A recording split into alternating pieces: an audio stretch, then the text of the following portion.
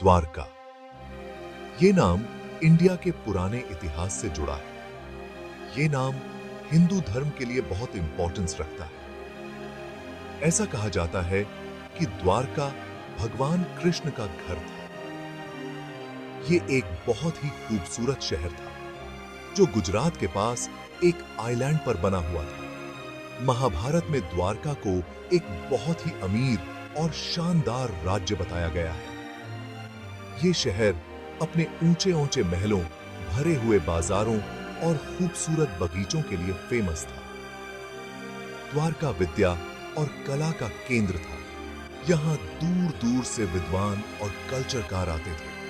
महाभारत में द्वारका को सपनों का शहर बताया गया है, जो भगवान कृष्ण के शासनकाल की महिमा को दर्शाता है। कई सदियों तक द्वारका के होने को लोग सिर्फ मान्यता और कहानियों का हिस्सा मानते थे, लेकिन 20वीं सदी के बीच में कुछ आश्चर्यजनक डिस्कवरियों ने इस प्राचीन शहर पर नई रोशनी डाली। 1963 में पुरातत्वविद एसआर राव ने द्वारका में खुदाई शुरू की और गुजरात के समुद्र में डूबे हुए एक शहर को खोज निकाला। खुदाई में बड़ी बड़ी पत्थर की दीवारें, नक्काशीदार खंभे और पुराने मिट्टी के बर्तनों के टुकड़े मिले। इन डिस्कवरियों से एक विकसित सभ्यता के होने का पता चला जो हजारों साल पहले इस जगह पर थी। कार्बन डेटिंग से पता चला कि यह डूबा हुआ शहर महाभारत के समय का था, जिससे प्राचीन ग्रंथों पर विश्वास और बड़ा अक्षी।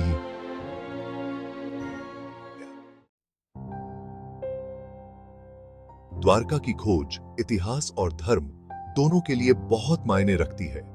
हिस्ट्रीकारों के लिए यह प्राचीन भारत के सिटी नियोजन, वास्तुकला और स्यायी क्षमताओं के बारे में बहुमूल्य जानकारी प्रदान करता है।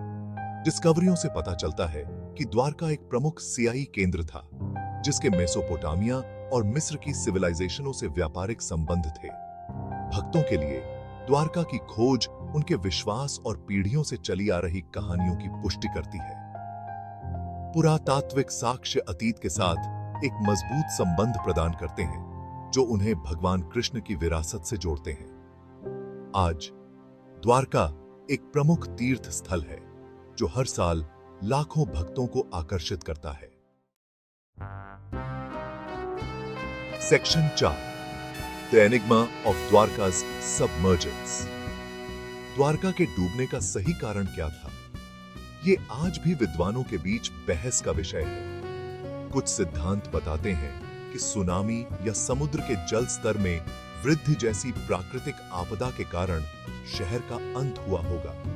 दूसरों का मानना है कि पर्यावरणीय रीजनों या राजनीतिक अस्थिरता के कारण शहर को छोड़ दिया गया होगा।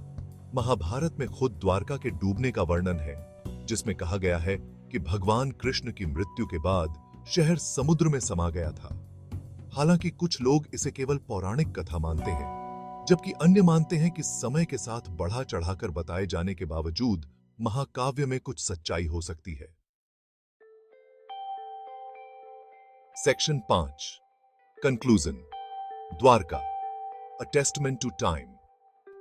द्वारका की कहानी आस्था की अटूट शक्ति, अज्ञात के प्रति आकर्षण और हमारी सांस्कृतिक विरासत को संरक्षित रखने के इंपॉर्टेंस का प्रमाण है।